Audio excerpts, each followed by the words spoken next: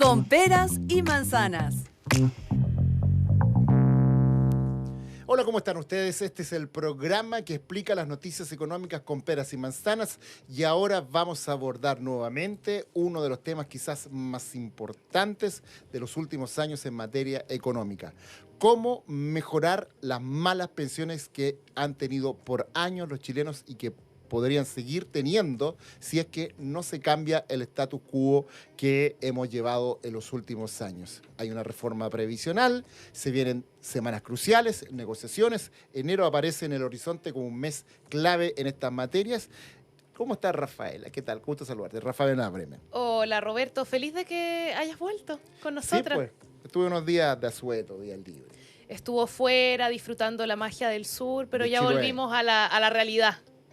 Oye, ya te voy a preguntar porque tú has estado reporteando estos días el tema de pensiones, pero presentemos de inmediato a nuestro invitado de hoy, que además está en el estudio, un invitado de lujo, el profesor Hugo Cifuentes. ¿Cómo está, Hugo? ¿Qué tal? Gusto Hola, saludarlo. Hugo. Muy bien, hola Rafaela, hola estimado. Hugo, doctor en Derecho en Seguridad Social de la Universidad Complutense de Madrid, abogado, profesor del Departamento de Derecho del Trabajo y Seguridad Social y recientemente galardonado por Cajas de Chile por todos tus méritos en cuanto a trabajar por la seguridad social. Así que muchos pergaminos, además integrante de las comisiones Bravo y Marcel también, ¿no? No. Solo Bravo, Solo Bravo. solo la comisión Bravo. O sea, alguien que maneja muy bien el tema de pensiones. Antes de preguntarte cómo estás viendo la discusión previsional, Rafaela, contémosle a la gente en qué está esta reforma de pensiones.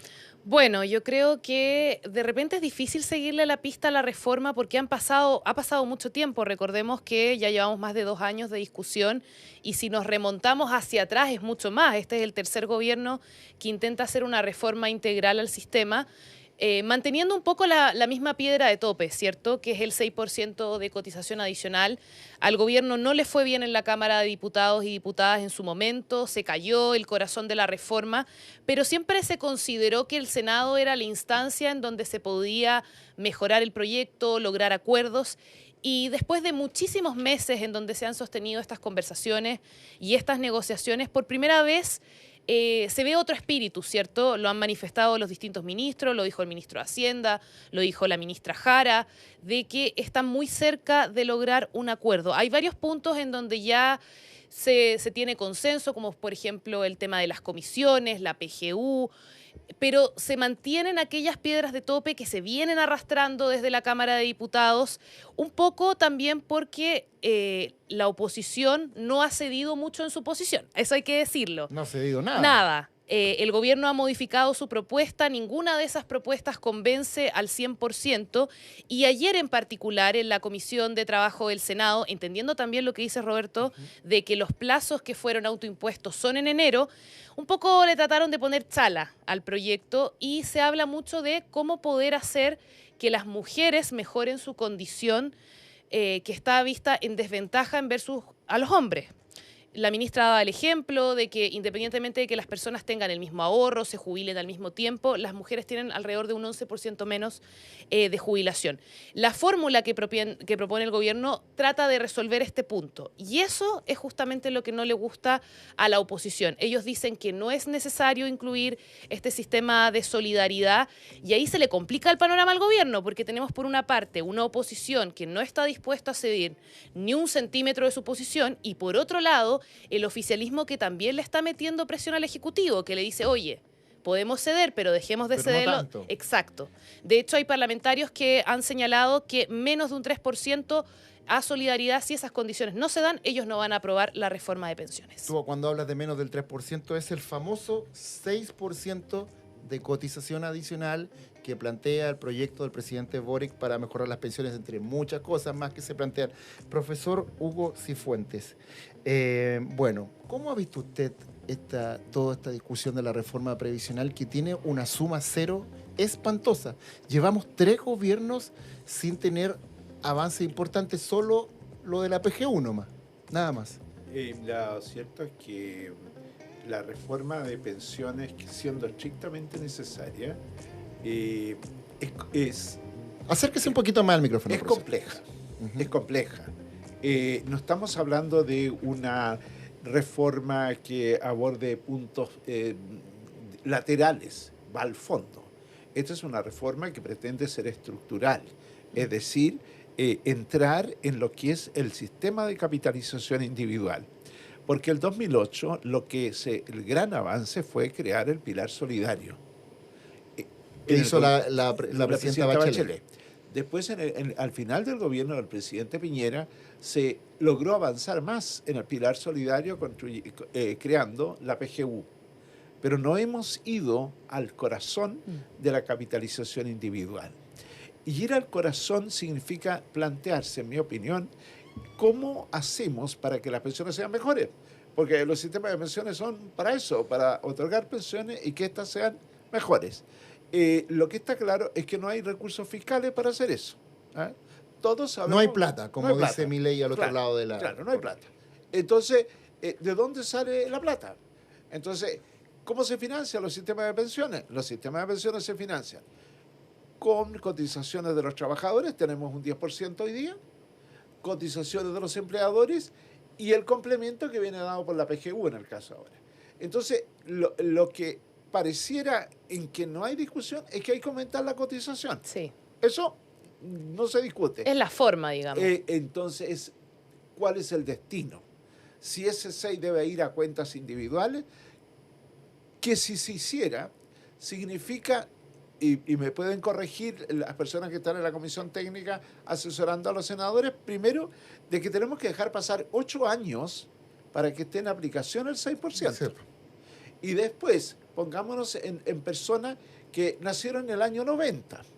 Esas personas en el año 90 van a tener, nacieron en el año 10, tienen hoy día 14 años. Agréguele 8, van a tener 22. Van a empezar a trabajar recién y por tanto van a haber incrementado su saldo de la cuenta individual cuando tengan 65 años, o sea, 40 años más. Por lo tanto, ese esquema tiene una vuelta muy larga para explicarle a la gente con pera y manzana. Con pera y manzana hay que decir que para los jóvenes esa propuesta puede ser interesante si es que nos mantenemos en la capitalización individual pura. Pero respecto de los actuales pensionados que tienen malas pensiones y de los que se van a ir pensionando en los próximos años, y para qué decir de la mujer que usted explicaba, Rafaela, ahí tenemos un problema importante que resolver y eso hay que hacerlo ahora. Y si no hay plata, pongamos las peras y la manzana, a ver cómo lo resolvemos. Profesor, antes de ir a eso, expliquémosle a la gente qué es lo que tenemos que resolver de las mujeres. Porque efectivamente, Rafaela, yo soy mucho más viejo, pero Rafaela con un compañero suyo, cuando se jubile, teniendo la misma edad, Rafaela va a sacar, como decía ella, un 11% menos, principalmente porque las mujeres viven más y porque las mujeres también tienen interrupción en su vida laboral por distintas circunstancias como maternidad, cuidado de hijos, de familiares. Eso hay que compensarlo, hay que equilibrarlo, ¿no es cierto? Es injusto. Además, las mujeres tienen menores sueldos que los hombres. Y me parece que hay un consenso en que hay que ver eso, pero los caminos para resolverlo eso, hay miradas distintas, ¿no? Mire, por un lado está el problema del empleo. No deberían haber diferencias en las remuneraciones. No. A igual trabajo, igual remuneración. Pero los hechos son esos. Y además que la mujer sale y entra al mercado de trabajo por la maternidad muchas veces. Y por cuidados.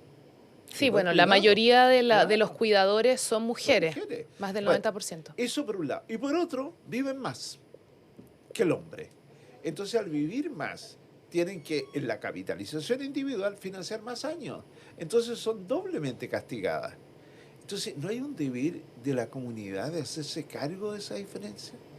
No es deber de todos nosotros, y digo hombres y mujeres cotizantes, de que con la cotización del empleador formemos un fondo que nos permita financiar esa diferencia y producir igualdad de trato entre hombres y mujeres al menos a los 65 años.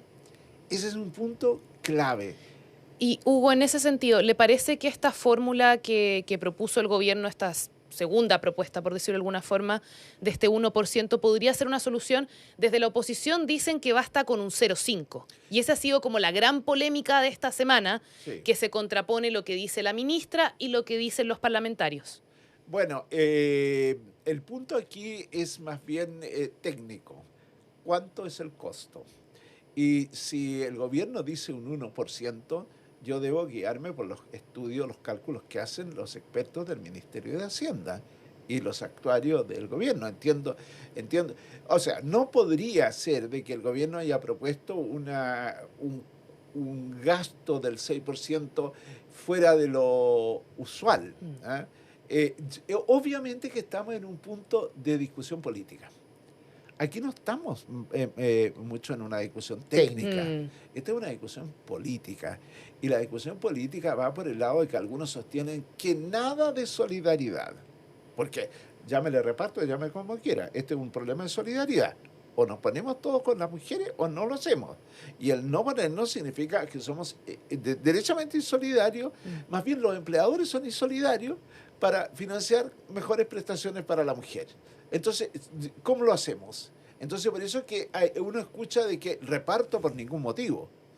Bueno, yo tengo mis observaciones a eso, podríamos discutirlo, pero lo que está claro es que hay que buscar una fórmula para que entren recursos a un fondo que mejore la situación de la mujer. El tema es de dónde sale la plata, porque a propósito de lo técnico y lo político, tú lo llevas hoy día en la nota, Rafaela, está el bono tabla. Sí. Sí, claro. El bono tabla, salió este concepto que lo pone sobre la mesa la comisión de expertos que está asesorando a los parlamentarios, ¿no es cierto? Que dice se pagaría a las mujeres a partir de sus 65 años para compensar esto que hemos estado hablando. El tema es que en el oficialismo quieren que ese bono tabla salga de una parte de los 6 puntos de cotización adicional que pone el empleador. Y en la derecha dicen, no, queremos que el 6% vaya íntegro a las cuentas individuales y que la plata la saquemos de impuestos o de otro lado.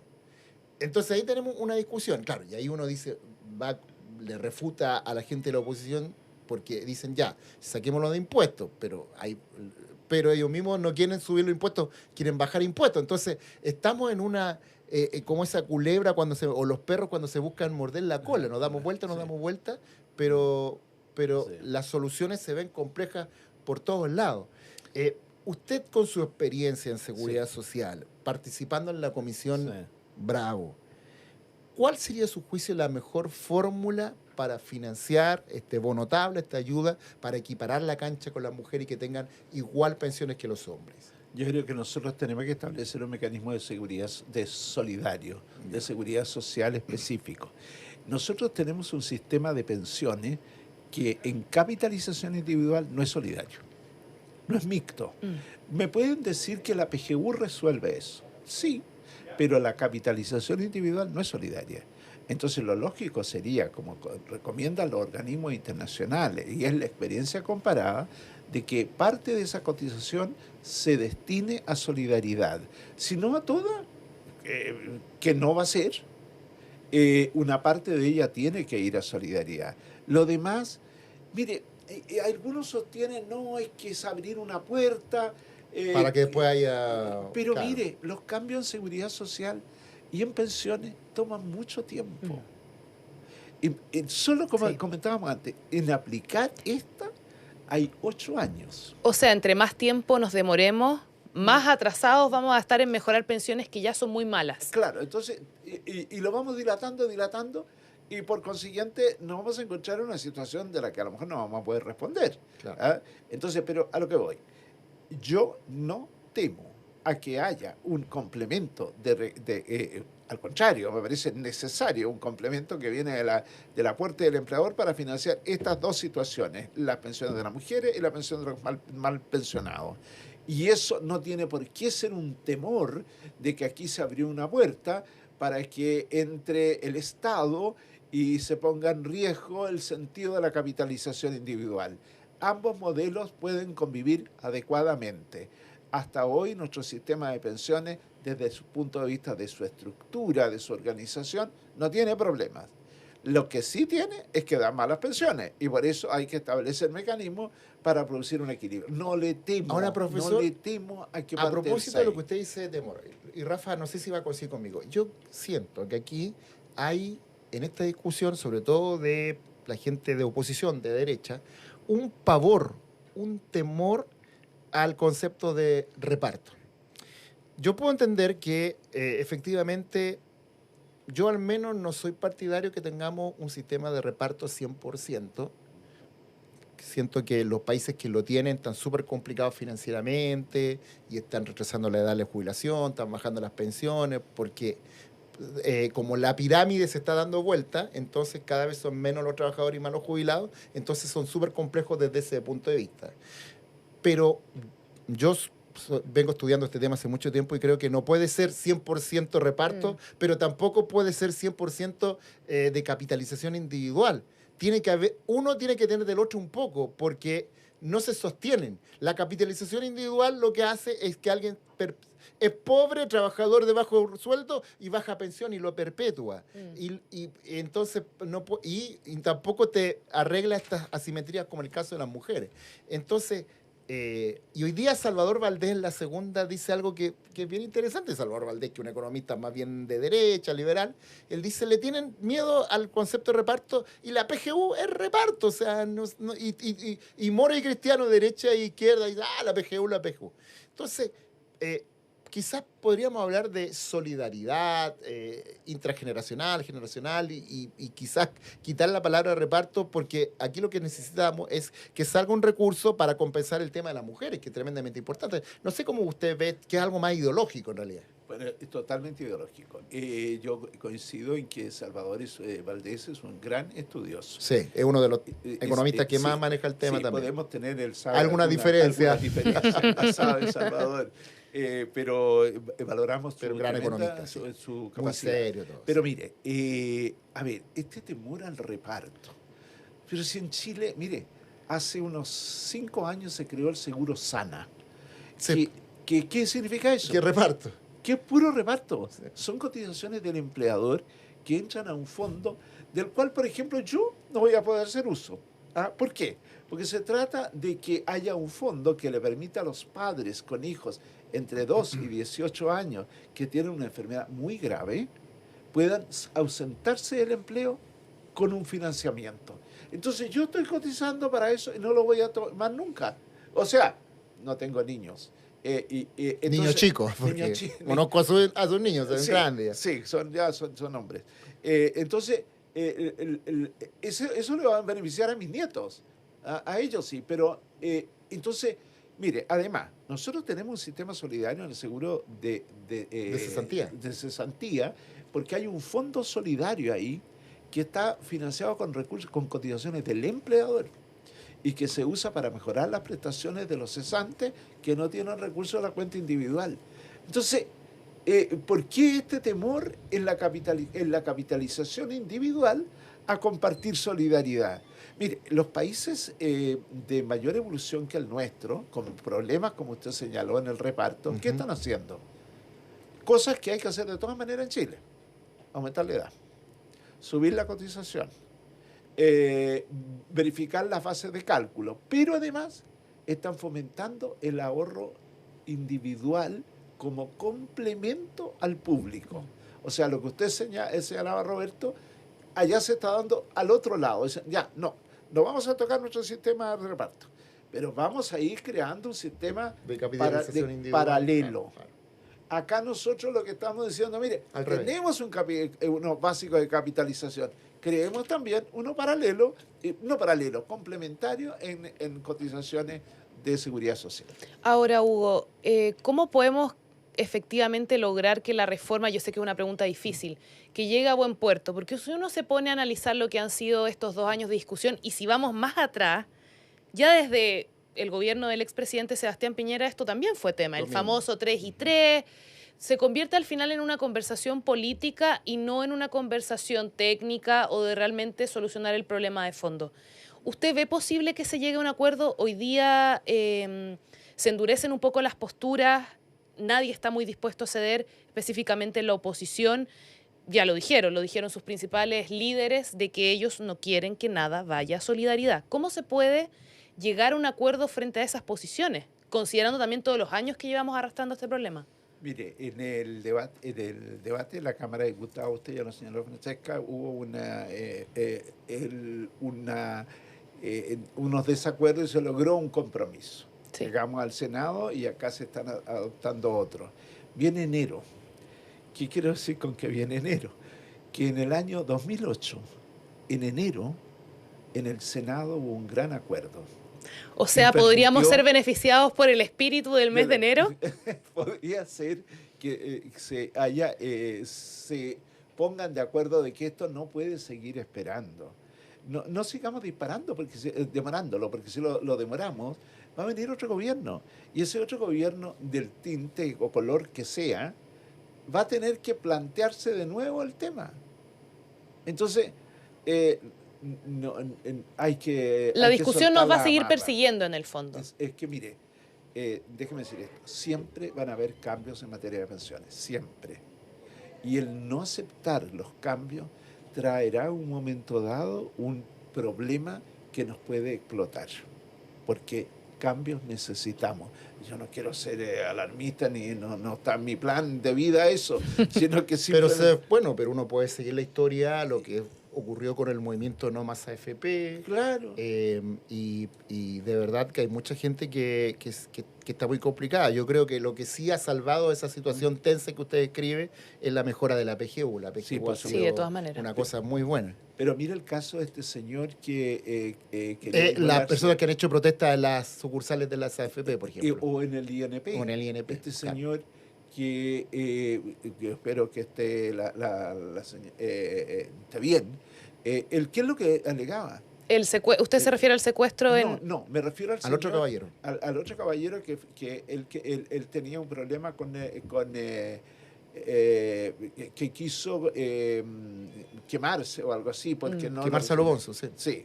Y en el caso de la AFP, el punto es que ese señor decía, pero yo estoy mal económicamente, Sí. no tengo. Mi Estaba señora se cesante hace murió. 2 años. Claro, mi señora se murió, hay 1 millón y tanto aquí y me están dando 55, pásemelo todo, tengo deuda.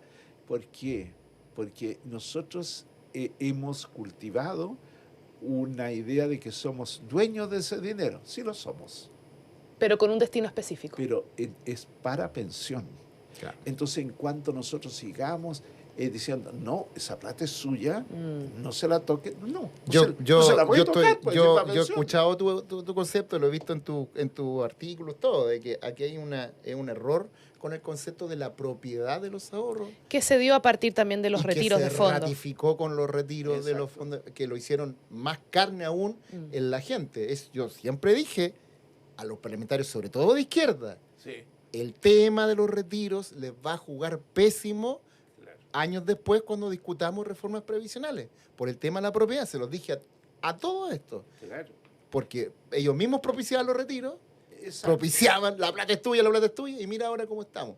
Y nadie quiere solidaridad, nadie quiere este tema para las mujeres, porque, bueno, los retiros comprobaron que la plata es mía. Entonces, ese concepto, yo estoy muy de acuerdo contigo, porque Hugo Cifuentes ha sido uno de los expertos en pensiones que ha planteado de que aquí hay que trabajar como se ve en los sistemas de pensiones más serios del mundo, donde el dinero entra a un fondo, pero nadie tiene 10, 15, 20, sino que después, de acuerdo a lo que uno cotizó y otras circunstancias más, va a sacar una buena pensión. Exacto. Pero nadie está viendo y ve una cartola y todo eso. Ese es el gran problema que estamos viendo. Yo estoy muy de acuerdo contigo. Pero sí, mire, la persona, por ejemplo, habría que preguntarle, a usted cuando le llega la cartola y ve que le están cobrando tanto de comisión, ¿toma una decisión de cambiarse de AFP porque pues no le lo cobran muy caro?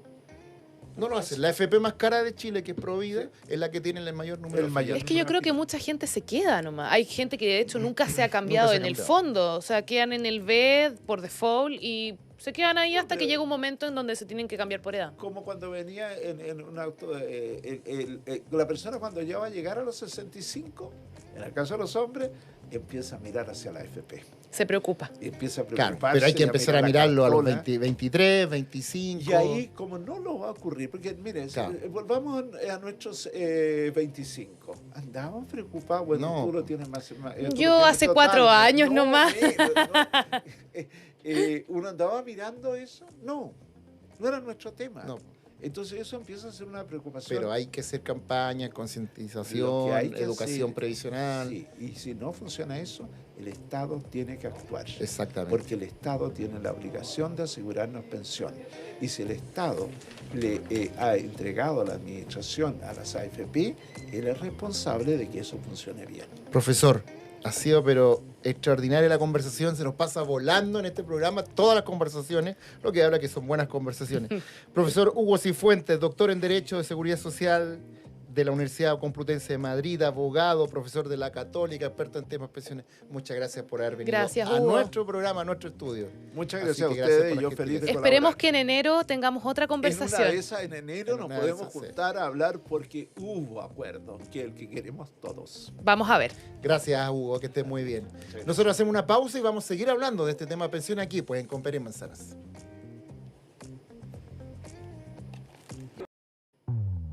Con peras y manzanas. Muy bien, seguimos haciendo este programa que en el caso de ahora va especialmente dedicado al tema de pensiones y lo hacemos porque justamente el tema nuevamente está en la agenda. Rafaela está viviendo momentos cruciales. De hecho, la ministra Jara habló de tiempos cruciales en la reforma previsional porque además el mismo gobierno se tomó como fecha límite para alcanzar Enero. un acuerdo en el Senado el mes de enero. Le queda muy poco tiempo. Le queda muy poco tiempo y para llegar a enero hay que llegar con un acuerdo. Sí, considerando también que además se viene la Navidad, el Año Nuevo, que son fechas un poco más muertas. Entonces, el tiempo comienza a acotarse y el gobierno también siente la presión de llevar adelante este acuerdo que no ha sido fácil. Sí, y vamos a recordar que está en el Senado, en la Comisión de Trabajo Sí. del Senado. La idea es aprobarlo con un acuerdo en la Comisión de Trabajo del Senado y luego llegarlo a la sala del Senado y despacharlo del Senado, todo eso en enero, Claro. que y- es Y hay que mucho. considerar que después hay que hacer otra vuelta, porque como el proyecto tuvo una caída muy fuerte en la Del Cámara de corazón. Diputados y Diputadas, sí o sí va a tener que pasar un tercer trámite legislativo. Eso nos va a alargar aún más el proceso. Por eso el gobierno también siente esta premura, considerando además que el periodo presidencial también se empieza a cortar. Sí, pues bueno, para hablar también de esto, seguir hablando de este tema, en el primer bloque estuvimos conversando con el profesor, ¿no es cierto?, Hugo Cifuentes. Ahora vamos a conversar con otro invitado también muy bueno, Gabriel Sestó, director ejecutivo del Observatorio Perspectivas. ¿Cómo estás, Gabriel? Bienvenido Hola, a nuestro Gabriel. programa. Bueno, muchas gracias por la invitación y un gusto estar con todos ustedes. Bueno, Gabriel, háblanos un poco de Observatorio Perspectivas para saber de dónde vienen. Ustedes tienen relación con el gremio de las AFP, cuál es la relación con la industria, para hacer ese disclosure que siempre en el programa nosotros lo encontramos que es muy importante. No. ¿De dónde estoy hablando? No, me parece súper bien, digamos, es bien importante. Mira, nosotros somos una fundación de derecho privado, que es un centro de estudios vinculado a la Asociación de AFPs, o sea, estamos vinculados, de algún modo somos como una spin-off, pero con la meta de pensar en las pensiones, o sea, de pensar más allá del árbol que tenemos enfrente, tratar de ampliar un poco la mirada, ver a otras experiencias, a otros países y ver cuál es la manera para mejorar las pensiones, para que esto sea cada vez un poco mejor. Y dicho eso, ¿cómo ven ustedes desde el observatorio que la reforma previsional en su tercer intento esté tan trabada? Y este es el tercer intento por sacar una reforma previsional estructural, porque se ha sacado la PGU, también se sacó el gobierno de la presidenta Bachelet, también se sacó el Pilar Solidario, que son cositas pequeñas dentro de un sistema, pero no ha habido una gran reforma previsional que es la que todos los gobiernos han pretendido los últimos 2 gobiernos. Este sería el tercer intento. ¿Cómo ven ustedes? ¿Por qué está tan trabado? ¿Qué pasa? ¿Qué observan? Mira, lo primero es que no somos tan especiales. En muchos países sucede esto, o sea, modificar los sistemas de pensiones no es algo sencillo. O sea, la gente estuvo metida en un sistema durante 40 años de repente y te cambian las reglas de juego rápidamente y eso no te gusta. Claro. En Y España. dile a Macron, Bueno, que le quedó la eso, escoba. España, cuando Macron, claro, entonces Alemania. son cosas que no son fáciles. Y después que a veces somos como demasiado ambiciosos. Queremos como cambiar todo a la vez. Queremos reorganizar esto, aumentar acá, subir allá. Y entonces eso, quizá a veces tenemos que ir cosa por cosa. Y por ejemplo, cuando tú me dices la PGU no es tan mínima, ¿no? O sea, de verdad es el equivalente en puntos de cotización a entre 4 y 5 puntos de cotización. Entonces, son cosas que se han ido haciendo. Yo creo que no es que no hayamos hecho nada en los últimos 40 años se han ido pasando cosas, lo que tú dices, con distintas comisiones y acciones políticas.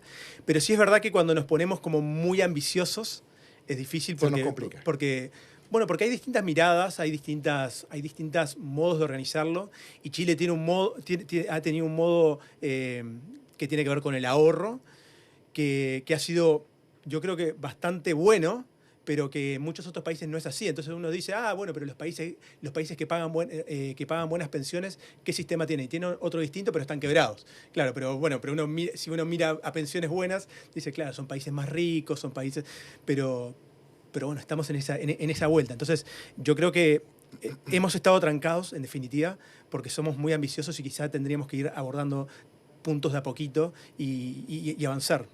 En ese sentido, bueno, tú señalas la importancia que tuvo la PGU, que es real, porque estableció un piso mínimo, ¿cierto?, para las personas, que es un avance significativo, pero aún permanecen quizás las mayores molestias de la ciudadanía, que es, una vez que uno se jubila, no alcanza con esa jubilación para poder costear los costos de la vejez, que son muy grandes. Señalas que somos un poco ambiciosos en querer hacer esta reforma integral. A tu juicio, ¿cuáles son las cosas que deberían sí o sí abordarse en esta reforma si tuviésemos que quizás priorizar? Si es que nos ponemos en el escenario de que no podemos hacer una reforma integral, que no es lo ideal, que estamos todos esperando, pero si tuvieses que priorizar 3 puntos, ¿cuáles son para ti los que debería abordar esta reforma? Bueno, no sé si somos los que estamos abordando. Hay uno que sí, que tiene mucho que ver. Esta reforma está abordando lo que tiene que ver con rentabilidad, con ocuparse de mejorar el régimen de inversión, preocuparse de que los fondos puedan rendir más. Entonces todo este tema de invertir en activos alternativos, o sea, que puedan invertir como el Fondo de Canadá, Sí. que compra En empresas carretera, en carreteras, en concesiones. fondos eléctricos. Claro, esas cosas son menos líquidas, pero como las inversiones de pensiones son a 40 años, claro, hay menos liquidez, pero tienes un premio de rentabilidad, ¿no? Entonces, esas cosas yo creo que es importante irlas abordando, tener una mirada no tanto de límites de inversión por empresas, sino, bueno, hay una mirada de cuánto quiero de rentabilidad sujeto a cuánto riesgo, ¿no? Y eso yo creo que por lo menos hay una intención correcta de hacerlo. Hay cosas que son muy importantes, pero no han sido consideradas porque son difíciles de implementar, por lo de Macron, definitivamente, ajustar la edad de jubilación. Es durísimo, o sea, lo que te digo, si tú te estás por jubilar y te lo mueven, pucha, es como... Tú eres uruguayo, como dicen ustedes, uruguayo. En Uruguay, ¿cuál es la edad legal de jubilación? En Uruguay la acaban de modificar. La acaban de modificar. Va a ser progresivo, se va a hacer en un lapso de, si no me acuerdo mal, 20 años, y se aumenta un año cada 2. Y era 60 y se va a pasar a 60 para hombres y mujeres. 60 para hombres y mujeres. Sí, estaba bastante Aquí es atrasado. 60 para mujeres, Claro. 60 para mujeres y 65 para hombres. Claro, a los uruguayos van a pasar a 65 ambos. Lo decía, en Francia lo pasaron a 67. Pero hay que pensar que cuando cuando en Chile se armó este sistema de pensiones que tenemos actualmente, la edad de jubilación, perdón, la esperanza de vida en 1980 Era muy baja. eran 10 años menos. Los hombres se esperaba que vivieran hasta los 79 y las mujeres era hasta los 80, perdón, hasta los 81, ¿sí? Uh-huh. Entonces era más o menos un hombre desde que se pensionaba a los 65 hasta que se jubilaba. No era tanto tiempo. Eran 14 años, ahora son 24. Entonces, y más a veces. Y entonces, ¿eso qué quiere decir? Que si tú nunca hiciste un ajuste ahí, solo por expectativa de vida, la pensión te va a caer a la mitad. No sé, o sea, esto debería haber estado en esta reforma. Mira, yo creo que de todas maneras, pero hay que hacerlo paulatino. O sea, yo decía, pucha, si ajustamos un mes por año y nos tomamos 100 años en hacerlo, en el mercado de las pensiones, eso ya es bueno.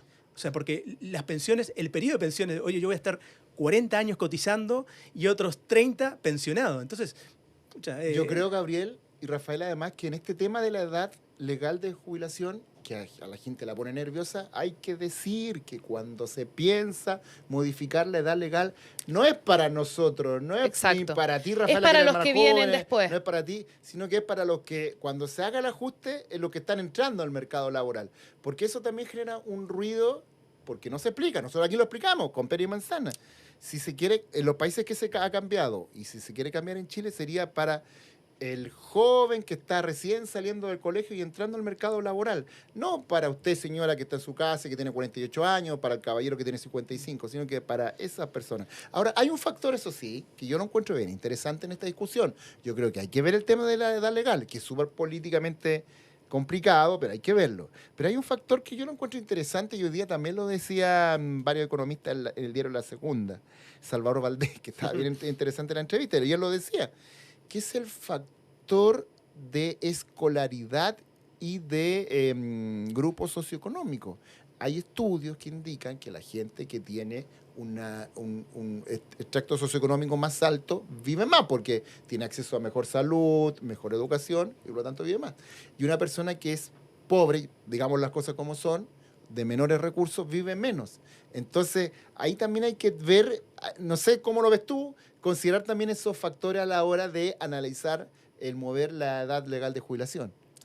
Sí, a ver, en definitiva lo que te hace, mover la edad no te mueve, bueno, sí te mueve lo que hay hacia adelante y cuánto tiempo vas a tener, vas a tener y podría diferenciarse de algún modo, pero fíjense que eso es como un arma de doble filo, porque si no estamos preocupados hoy que la tabla las esperanzas de vida de hombres y mujeres están distintas, calculadas porque vivimos distinto y a veces hay que decir, para subir las pensiones a las mujeres, acortemos la tabla de mortalidad. Hay que equiparar. Y uno después empieza a decir, no, ya vamos a empezar a separar las tablas de mortalidad, que se llaman técnicamente, que tiene que ver con la esperanza de vida, separémoslas entre la gente más favorecida y los más vulnerables. Claro, es complejo hacer esa distinción. Yo digo que hay que tener cuidado. Los sistemas hay que tratarlos de mantener simples, o sea, porque esto es una cosa, ya decía, un periodo, son 70 años en la vida laboral y pasiva, entonces hay que tener cuidado. Yo creo que hay que abordarlo como tú dices, Roberto, de a poquito. O sea, esto en Uruguay lo van a hacer en 20 años, para 20 años para los que están ingresando, no te va a afectar ahora. Y creo que no es para los que están a punto de pensionar o están cerca, es para más adelante. Hay que hacerlo con pausa. A veces la premura en pensiones, claro, nos cuesta pensar en 80 años para adelante, pero en pensiones hay que pensar en 70, 80 años para adelante. Pero hablábamos para mejorar pensiones. ¿Qué tenemos que hacer? Para mejorar pensiones tenemos que mejorar la rentabilidad, por una parte. Creo que no es popular, pero tendría que haber estado la edad de jubilación.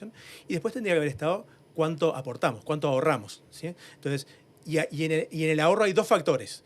Creo que estamos discutiendo uno que sí es importante, que es cuánto se cotiza, ¿sí?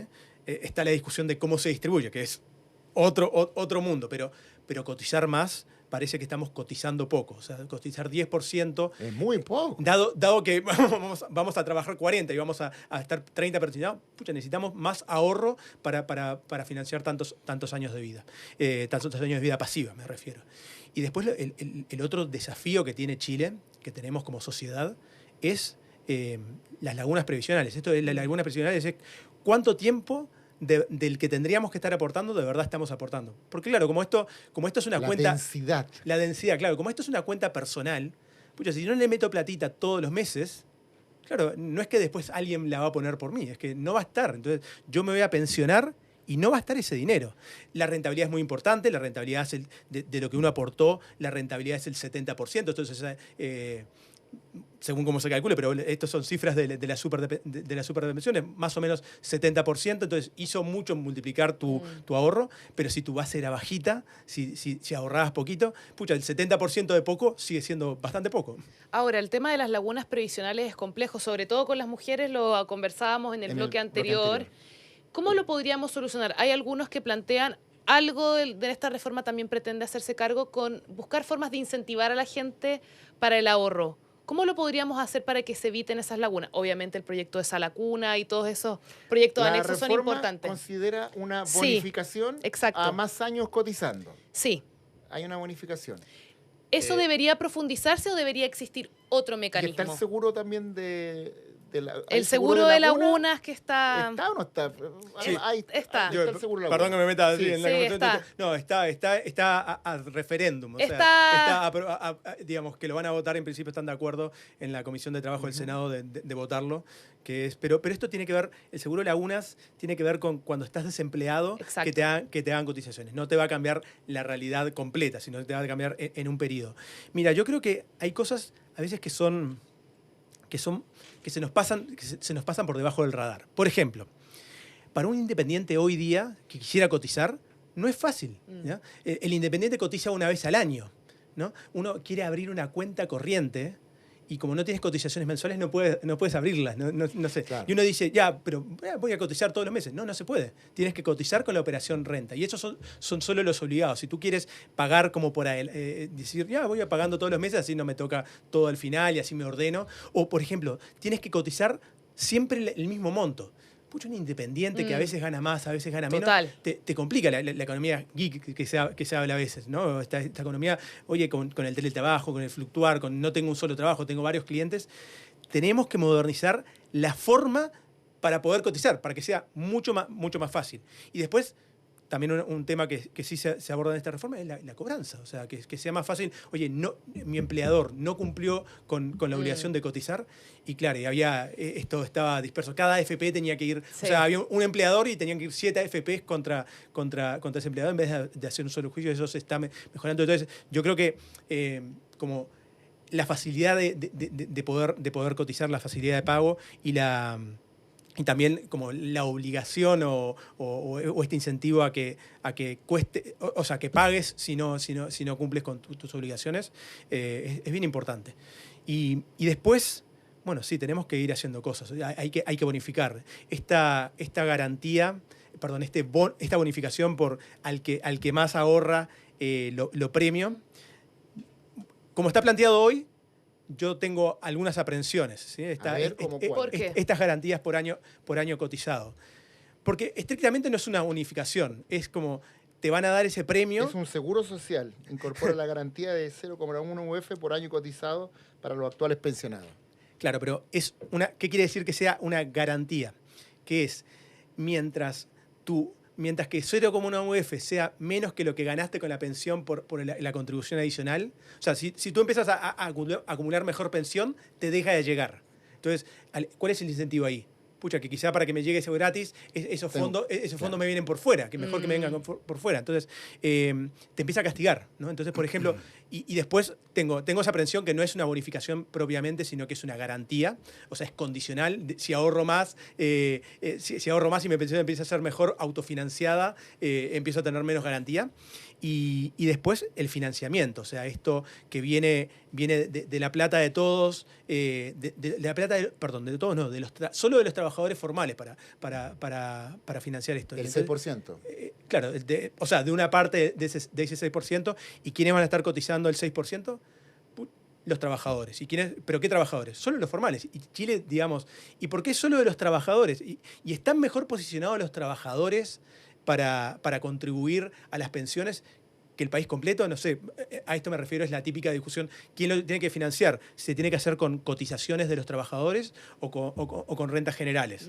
Y también tú mencionaste a la segunda, leía una columna de Gabriel Ugarte esta mañana, decía, también la vi. perdón, esta tarde, decía esta columna, claro, al final hay un tema contable ahí, es como, oye, estamos recurriendo, el Estado está muy endeudado, entonces recurrimos a los pensionados porque ese fondo, con las reglas de contabilidad actual que tenemos, no computa dentro de las finanzas estatales. Pero lo que pasa, Gabriel, es que igual volvemos a la frase de Milei, no hay plata, y no va a haber plata nunca, porque hay mucho, Chile y cualquier país sudamericano tiene un montón de necesidades, Y las salud, prioridades. pensiones, prioridades, entonces es súper complejo y tal como ustedes los expertos nos han explicado, nosotros los periodistas que cubrimos el tema de pensiones, para mover la aguja en pensiones se requiere un cerro de plata, para que la gente lo entienda, para que haya algo que realmente sea, que se vea, hay que poner mucha plata sobre la mesa.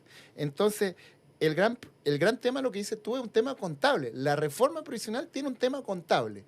¿De dónde sacamos la plata para las mejoras? Y ahí te hago el contrapunto y ahí tú me puedes dar tu mirada. Recién el profesor Hugo Cifuentes decía que si el 6% adicional que lo va a poner el empleador va solo a las cuentas individuales, que esto además el formato es de aquí a 8 años más se completa el 6% y de ahí quedará en régimen, es imposible, si no hay plata en otro lado, para mejorar las pensiones actuales y por lo tanto, desde ese punto de vista, claro, vas a apagar un incendio futuro, pero no apaga el incendio de ahora. Entonces, ¿cómo se hace?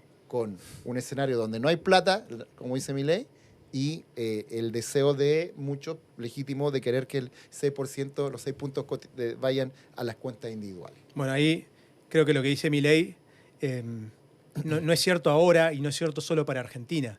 Creo que quizá ahí estamos pensando, también soy economista, bueno, soy del Río de la Plata, soy del otro lado del río, uruguayo decías tú, pero estamos pensando que el economista lo que se dedica es a administrar recursos escasos. Nunca sobra la plata. O sea, en ningún país. En ningún país y en ninguna familia. O sea, lo que tienes lo gastas. O sea, normalmente, ¿no? Entonces, administrar recursos escasos es establecer prioridades. Es la base de la economía.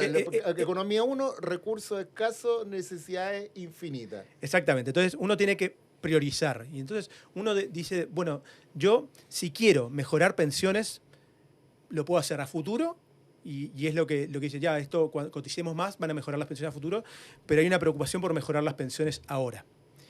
Cualquier cosa que hagas para mejorar las pensiones ahora que provenga desde los cotizantes va a ser reparto. Que estuvo esta controversia. ¿Y cuál es el problema que sea reparto?